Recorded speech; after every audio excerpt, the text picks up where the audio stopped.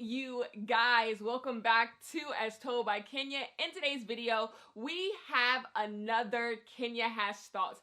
And today's Kenya Has Thoughts is going to be about musings, things that have been in my head that I'm trying to work through, thoughts that I have been having about certain pop culture things that I just want to come talk through with you guys. Maybe no definitive, opinions on any of these things, but I have thoughts about all of these things. The first thing I want to come and discuss, the year is Glorilla's. The year belongs to Glorilla. It is so funny.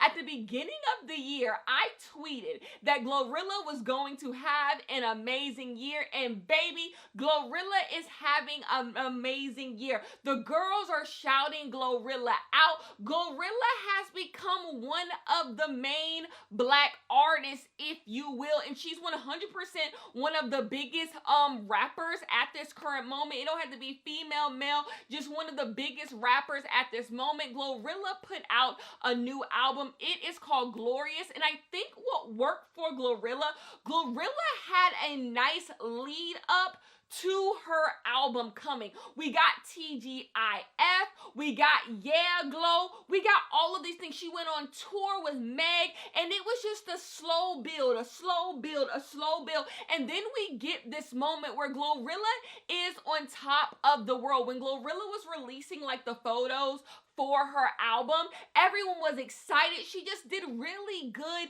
to get her hype and to get everyone excited about what Glorilla has to do. I took a while to get to the album because I just wanted to be able to fully enjoy it. I enjoy music the most during a car ride, and so I was just like, let me wait till I get in the car. And baby, I got in the car and there's just nothing else that you can say. Glorilla is rapping the best we have ever heard Glorilla rap, and it is rare that I personally listen to a rap album and like from top to bottom I'm just like, I want to continue to listen to this, I want to continue to hear more songs, but I never got tired of it. Glorilla is just so much fun. Some standouts on the album, it's gonna have to go to the Sexy Red collab. I know y'all don't be feeling Sexy Red, and you know what, have what you may, but Sexy Red she can give you a verse when you need Sexy Red to give you a verse. I don't know what to say. Y'all can be mad about it. But also how I look with Meg and Glorilla are 3 for 3. When it starts with Wannabe, then it goes to Accent, and now How I Look, they just work together. And this is where the musings come in. There's been this conversation that has been happening online about things not being localized anymore. When it comes to rap, you don't really have like West Coast rap, New York rap, Baltimore rap, Chicago rap, Atlanta rap, New Orleans rap, Miami rap, Tallahassee rap. You don't really have rap that is just specific to a region, specific to people. Everyone kind of is taking from everyone. But when you look at female rap, do you not think it is kind of like that? Like, you got Glorilla coming out of Memphis. She sounds very, very Memphis. You got Meg coming out of Houston. She sounds very, very Houston. You get Lotto, who just released a project, and when you listen to Brokey, it sounds very Atlanta. Y'all don't think the girls are doing that? Even say what you want to say about Ice Spice, and I do. Ice Spice sounds very Bronx. Like, I think the girls are giving you the best of their city. And you want to know, this is where the musings come in.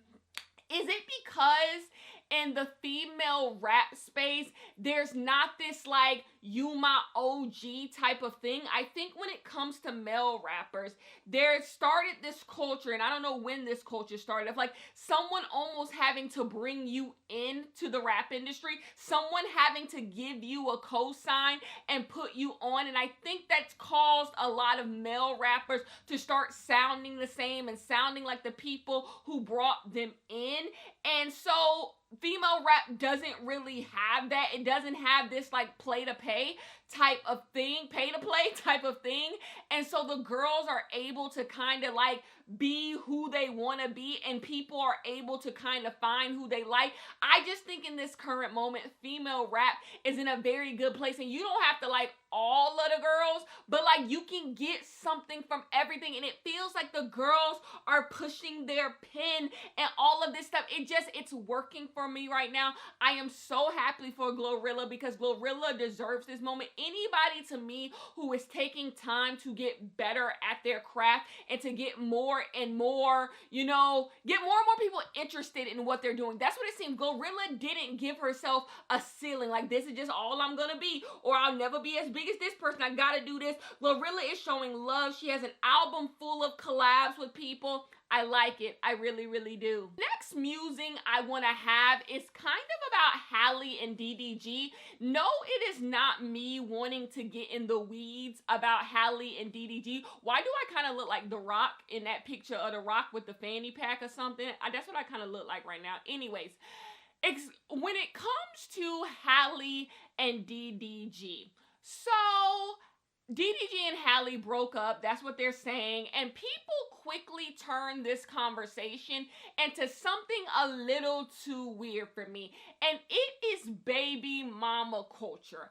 I think the conversation surrounding baby mama culture online is really, really bizarre. We as a people, and I do mean black, we have this tendency of acting like a woman's life is over if she has a child and she's not with the father of the child, or like there's nothing that she can do, she's spoiled goods and all of this stuff.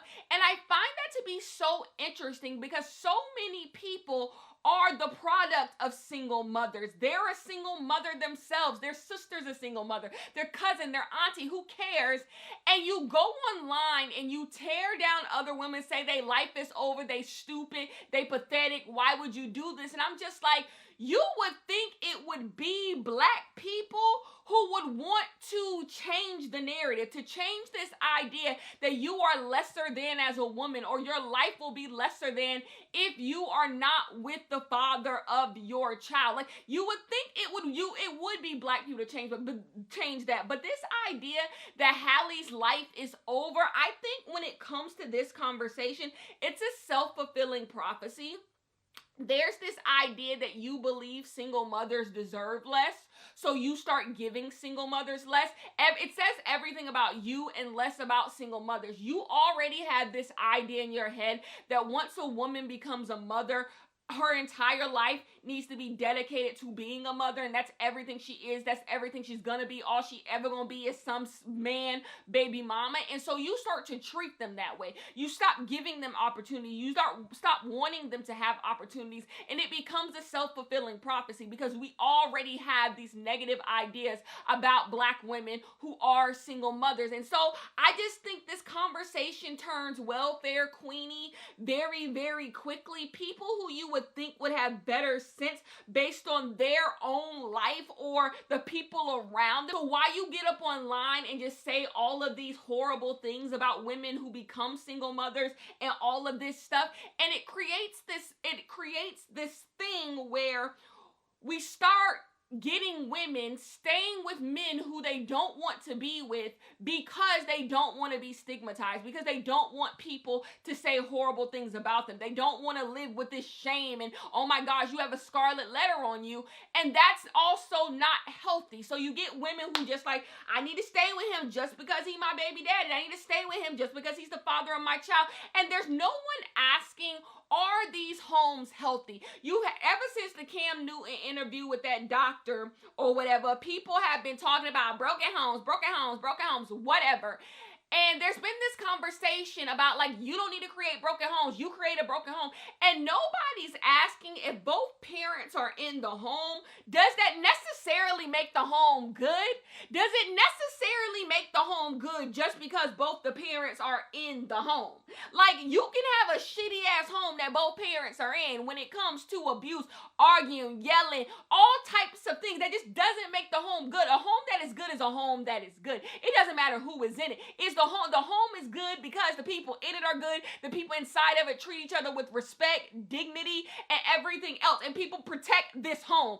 But just because two people who had a baby together in a home do not make the home good. So anyway, the Halle and DDG conversation has just become unserious very, very quickly because people are quickly showing their hatred for a specific type of black woman. And it really doesn't have to be all that. Another thing I'm pushing back on, this idea, we told Halle this is what's going to happen. Y'all are so unkind. I used to be the big bad meanie on the internet, but y'all have become so unkind. What has happened to y'all? Like this idea that you told Halle, aunties, we told Halle she shoulda. Y'all don't know these people. Y'all do not know these people. Y'all do not know what these people are going through. There is absolutely no reason for Halle to listen to you when it comes to anything because you haven't done anything. You do not know them. You do not have their best intentions at heart, though you may lie and say, like, you don't know these people. You don't know what's going on in their life. Like, you're weird. Like, all of this is just becoming very, very weird. Halle is going to be okay. Halle's child is going to be okay. And that just is what it is. I think this thing of coming online and being really mean to young black girls, I just want no part of it. That brings me to the next musing I want to have. Baby, Angel Reese has not played basketball in weeks. Angel Reese has not played basketball in weeks. Angel Reese did not make the playoffs. Her team didn't make the playoffs. Angel Reese had an injury before the playoffs even started. Angel Reese hasn't played basketball in a very, very long time.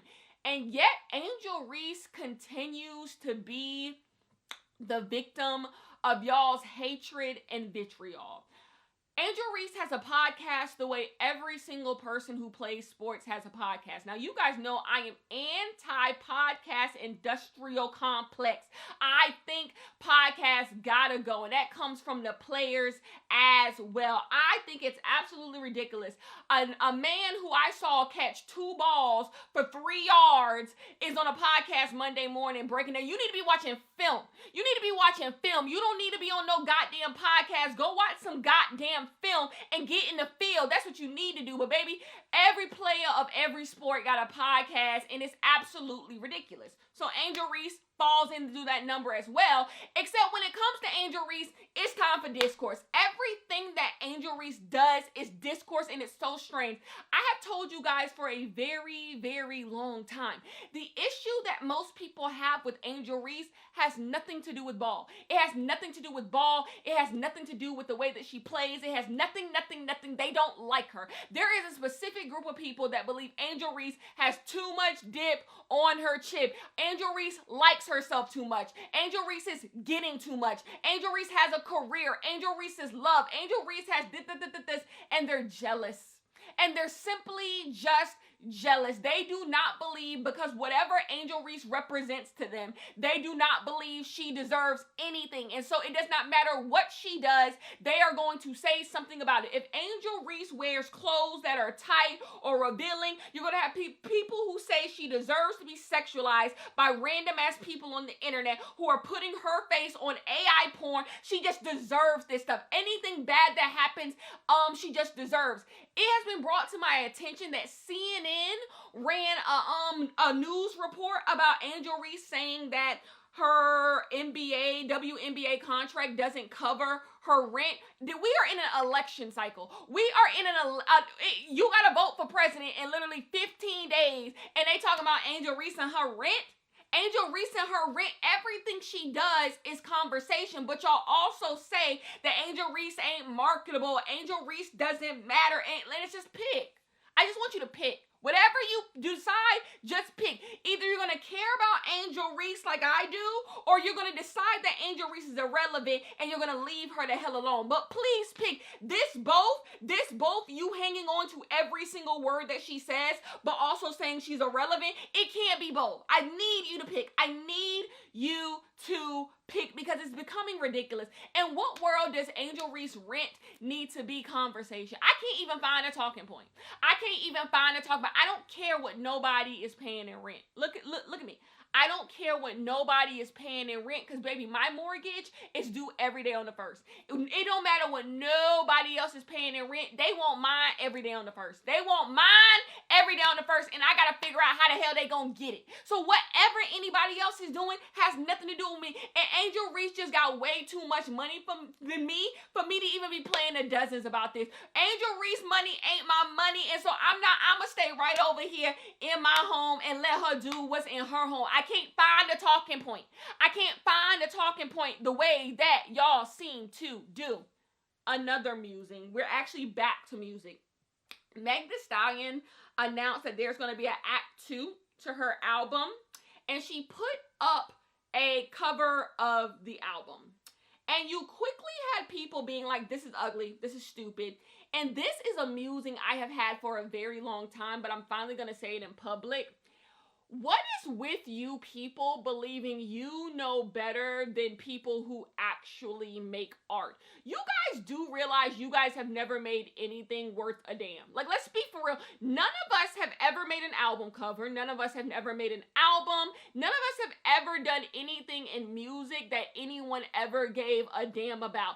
Yet somehow from your phones, you believe you know best than actual artists. Do you guys realize you are the consumer? You are the consumer. And yes, this is not me saying that people are above critique. I think we actually need to be harsher. I think we actually need to be harsher on movies, TV shows, music, clothes, everything else, and performances. We actually need to be harsher. We let a lot of people get away with murder.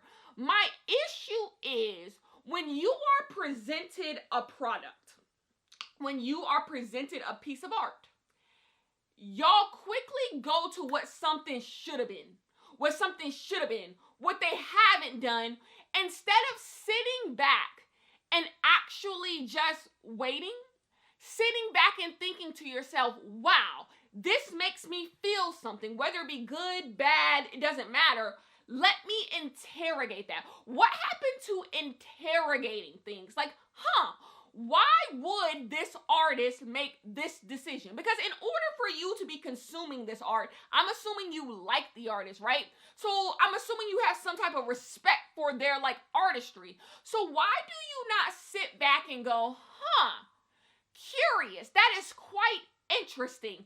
Let me think, why would this artist do something like this? Why wouldn't this happen with the Birds of a Feather video with Billie Eilish?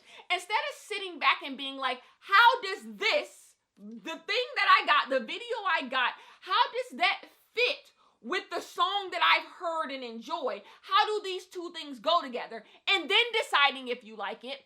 Instead of doing that, you guys quickly go to, this is what this should have been. They should have did this. This artist is so stupid. They so dumb. They don't understand. And when the real fact of the matter is, it's coming from people who just want people to be TikTok famous. You want people on TikTok to like something. All of this comes from this idea of getting the most people to like something.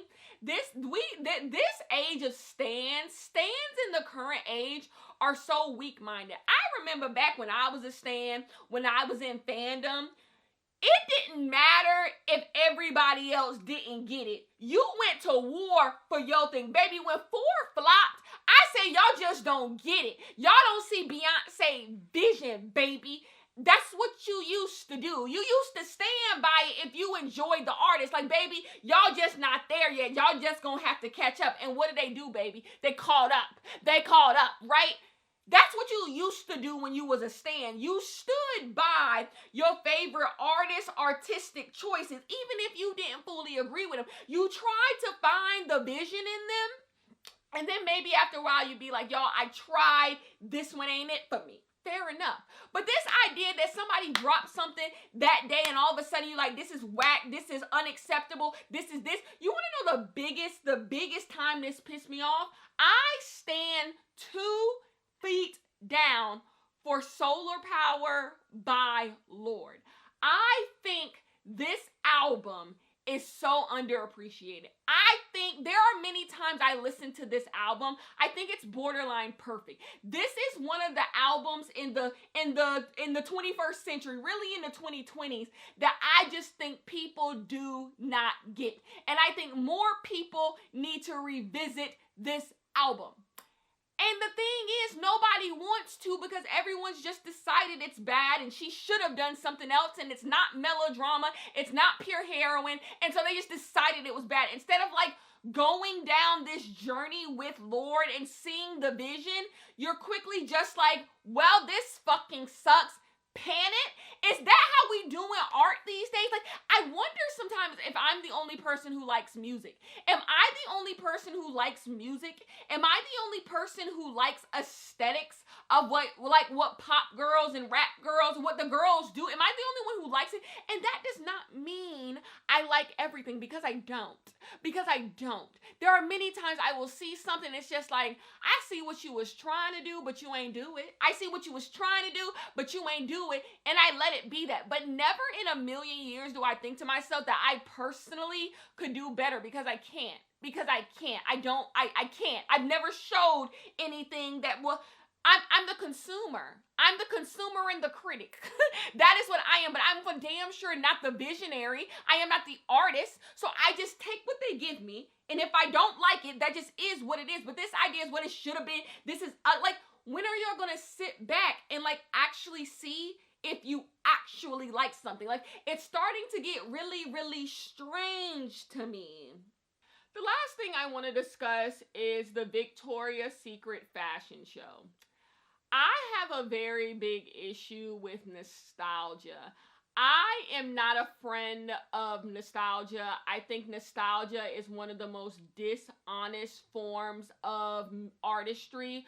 Leaning into nostalgia in order to get people to like stuff, it's just really, really like a dishonest way to make work, because the issue with nostalgia and the past is that no one knows what something actually was. Like, the past is the past for a reason, and we all funnel the past through our own lived experiences. We all funnel the past through our own feelings, sentiments, and everything. So when art leans on nostalgia in order to have an effect, I have an issue with it because it's dishonest, because it's just nostalgia, right? So I do not like when things lean on nostalgia in order to be important, to even exist.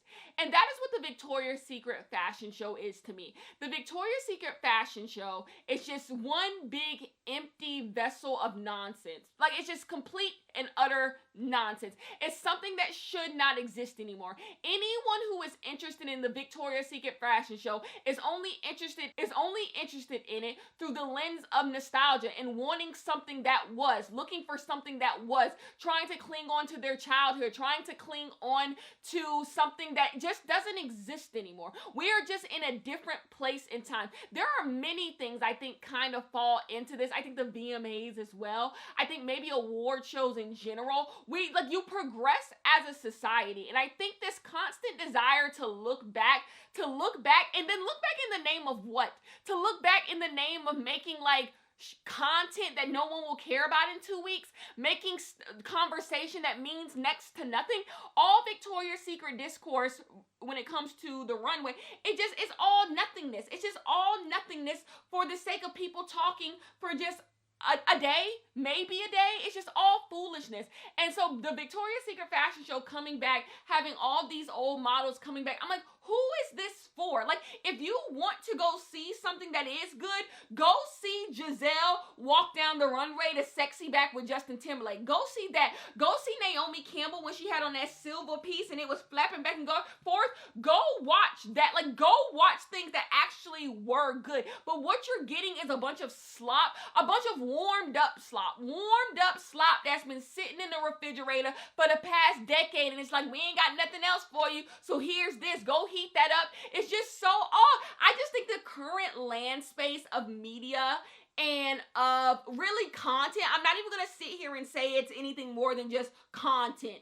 Like, it's just, we're in a bad space. We're in a bad space. And I feel like no one's going to realize it until it's far too late. Until it's far too late that we have just had nothing of significance being made in a public, like, maybe not the word is public, but in something that's being pushed. I can't find the word. And something that is being pushed, something that is significant, because there is still people making amazing art. I am not this pessimist who believes nobody is making good art. No, I think more than ever, people are making good art. It's what's being pushed and what we're being told we should care about is the issue. But anyways, I'm going to check out and I will see you guys in the next one.